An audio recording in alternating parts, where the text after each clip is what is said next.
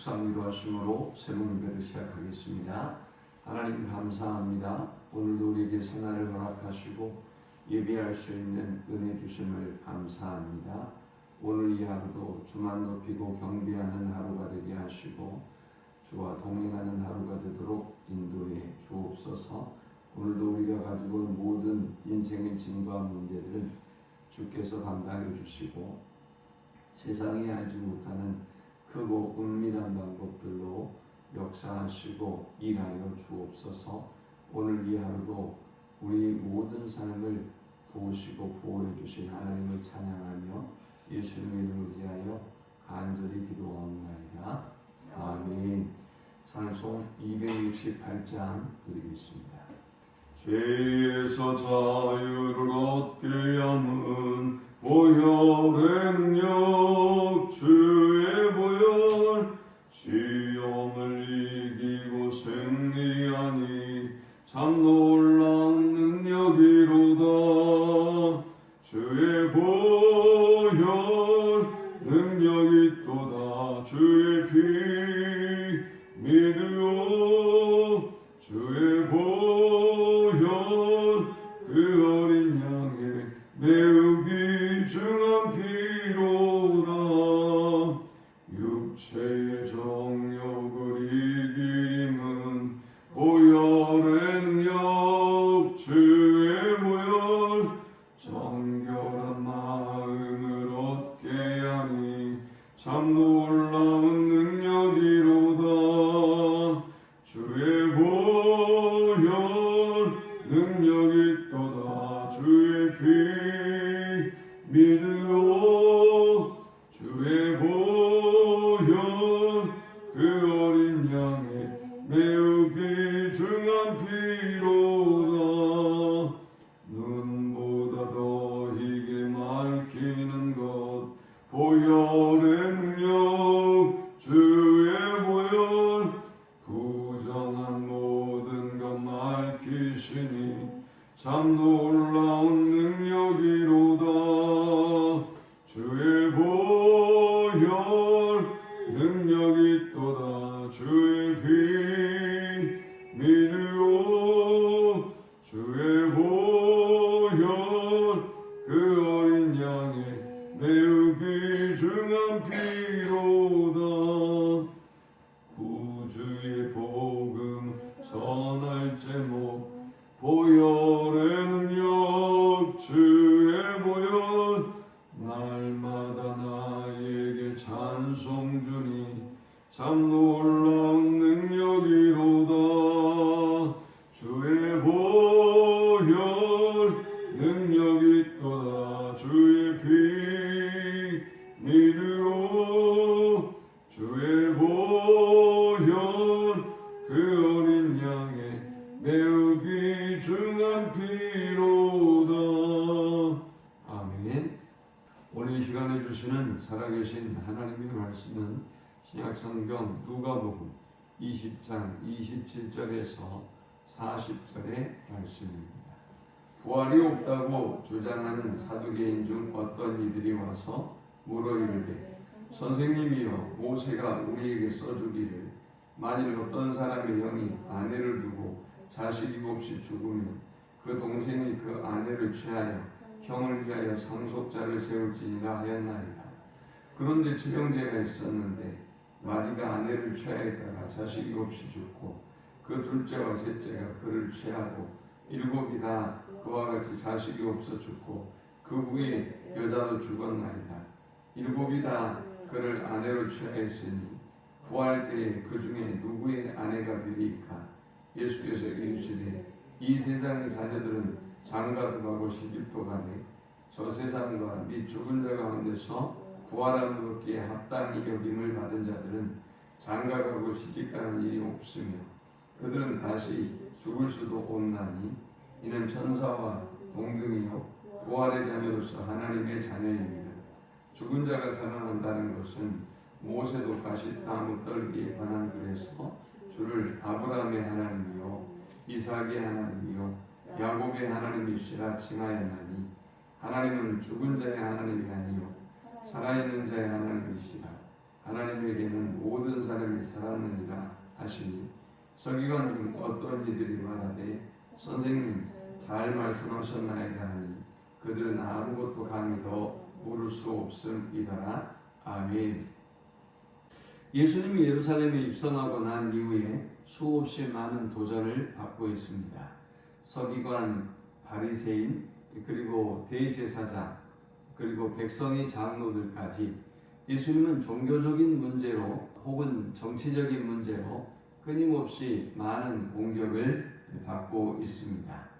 오늘 본문에는 사두개인들이 등장하는데 사두개인을 설명하면서 부활이 없다고 주장하는 사두개인이라고 소개하고 있습니다.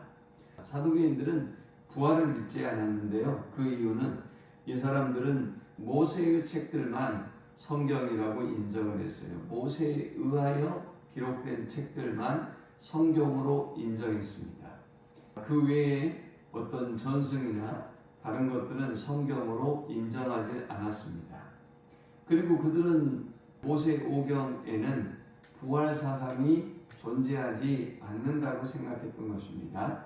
그런데 그들이 예수님을 바라보니까 예수님은 죽음에 대해서도 말씀하고 부활에 대해서도 말씀하고 영적인 존재에 대해서도 말씀하고 있단 말이죠. 그리고 수없이 많은 무리들이 주님을 따르고 있습니다. 그러니 이 사두개인들에게 예수님은 눈에 티 같은 존재였고 또 이 예수님을 깨뜨리지 아니하면 그들의 사상과 그들의 신앙을 지켜나갈 수가 없었기 때문에 예수님을 공격할 수밖에 없었다는 것이죠. 그들은 모세오경에 기록된 계대결혼법이라고 하면 형님이 자식이 없이 죽고 난 이후에 다른 형제가 그 형수와 결혼하고 그런 결혼 제도를 통해서 과부가 어려워지는 것을 방지하기 위한 그런 제도를 말합니다.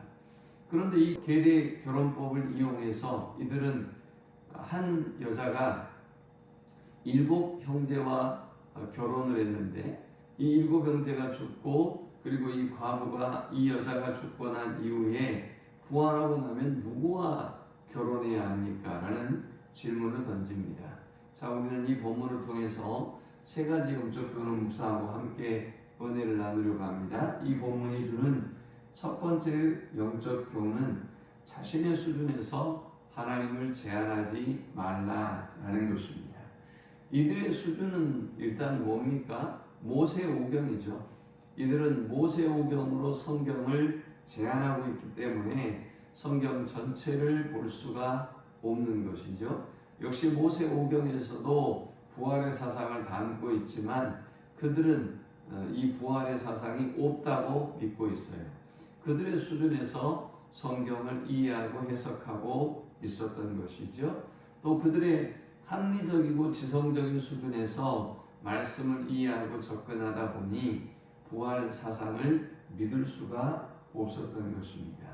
또 하나님에 대해서도 그들의 수준에서 하나님을 제한하고 하나님을 믿고 있기 때문에 바로 이 부활에 대해서 믿을 수가 없는 그런 결과를 가져올 수밖에 없었던 것입니다.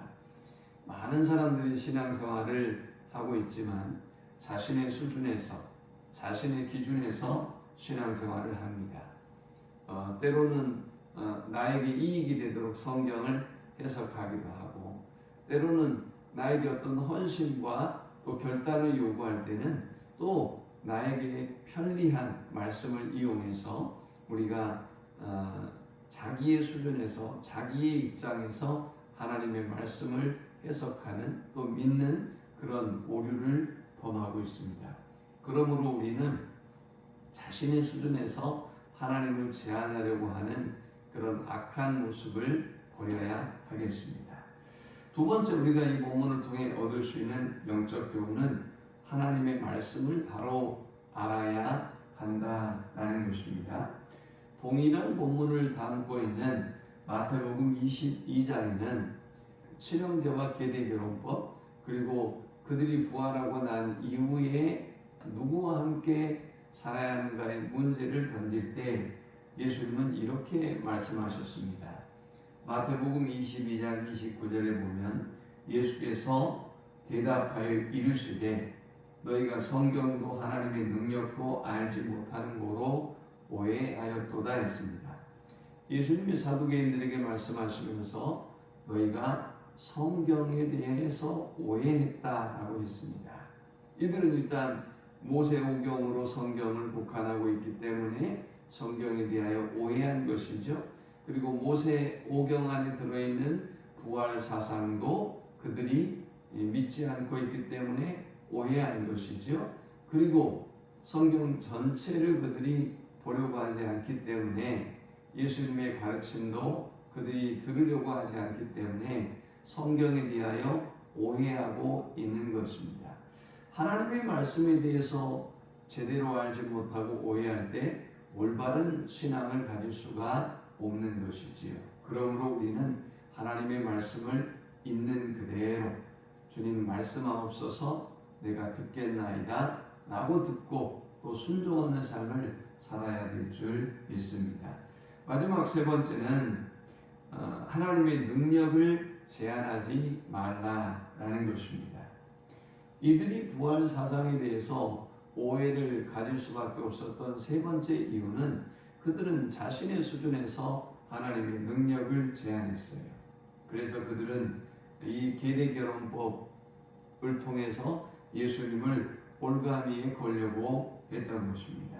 그런데 예수님의 대답은 어떤 것이었습니까? 34절에 말씀하시기를 예수께서 이르시되 이 세상의 자녀들은 장가도 가고 시집도 가되 저 세상과 및 죽은 자 가운데서 부활함을 얻기에 합당히 여김을 받은 자들은 장가가고 시집가는 일이 없으며 그들은 다시 죽을 수도 없나니 이는 천사와 동등이요 부활의 자녀로서 하나님의 자녀임이라 했습니다. 예수님이 이제 부활하고 나면 장가도 시집도 가지 아니하고 또 다시 죽을 수도 없으며 이제는 부활의 모습으로 새로운 모습으로 살게 될 것이라고 말씀합니다. 그런데 사두개인을 비롯한 우리는 그런 존재, 그런 변화, 그런 일들에 대해서 생각해 본 적이 없단 말이죠. 우리는 그것을 이해할 수도 없어요. 인간의 능력은 이것들을 흉내낼 수도 없기 때문이죠. 우리가 하나님의 능력을 제한할 때 이런 오류에 빠지는 것입니다. 우리가 하나님의 능력을 제한할 때 시험에 드는 것입니다. 얼마든지 하나님이면 하실 수 있는데 얼마든지 하나님이면 불가능한 일이 없는데 우리가 하나님의 능력을 제한하기 때문에 올바른 믿음을 가질 수가 없는 것이지요. 예수님은 37절에서 모세 오경만 믿고 있는 그들에게 이렇게 말씀합니다. 죽은 자가 살아난다는 것은 모세도 가시나무 떨기에 관한 글에서 주를 아브라함의 하나님이요 이삭의 하나님이요 야곱의 하나님이시라 칭하였나니 하나님은 죽은 자의 하나님이 아니요 살아있는 자의 하나님이시라 라고 했습니다. 모세 오경의 이야기를 하면서 또 아브라함, 이삭, 또 야곱에 관한 이야기를 하면서 모세 오경에도 부활의 사상이 담겨 있고 또 아브라함, 이삭, 야곱의 하나님이라고 모세에게 하나님이 말씀하신 것은 우리가 보기에는 그들은 이미 죽었지만 그러나 하나님의 나라에서는 여전히 살아있는 자들이기 때문에 하나님이 이들을 열거하고 있는 것입니다. 그러나 이것은 우리의 기준과 우리의 능력으로 본다면 도무지 이해할 수 없는 일이죠. 우리가 하나님의 능력에 대한 올바른 믿음, 올바른 신앙을 가져야 우리가 시험에 들지 아니하고 또 이렇게 이단에 빠지지 않는 것입니다. 이 말씀을 기억하면서 하나님에 대한 올바른 믿음, 말씀에 대한 올바른 믿음, 또 내 수준에서 생각하는 것이 아니라 하나님이 말씀하시는 대로 그대로 믿어서 올바른 믿음으로 하나님을 기쁘게 하는 우리 모두가 되기를 축원합니다. 하나님 감사합니다. 귀한 말씀을 통해서 은혜 받고 깨닫게 하심을 감사합니다. 주신 말씀대로 하나님의 말씀을 있는 그대로 받게 하시고 또 믿게 하시며 고백하게 하여 주옵소서. 하나님의 능력을 온전히 인정하고 그 능력 아래 거하는 저들이 되게 하여 주옵소서.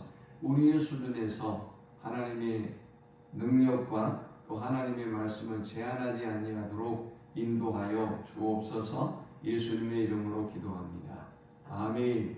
지금은 우리 주 예수 그리스도의 크신 은혜와 성부 하나님의 극진한 사랑과 성령의 인도보 교통 충만케 하시니 오직 하나님의 하나님 되심을 온전히 인정하고 또 그 말씀대로 살기를 소망하는 모든 주의 백성들의 머리 위에 이제로부터 영원토록 함께 있을지어다.